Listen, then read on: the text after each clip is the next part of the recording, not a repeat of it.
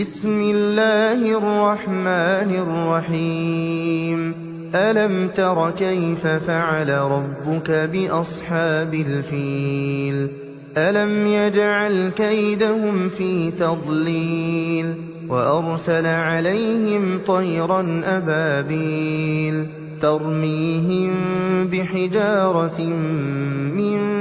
سجيل فجعلهم كعصف مأكول بسم الله الرحمن الرحيم ويل لكل همزة لمزة الذي جمع مالا وعدده يحسب أن ماله أخلده كلا لينبذن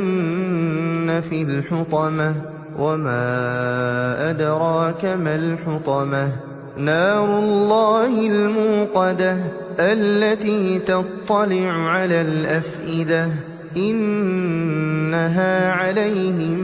مؤصدة في عمد ممددة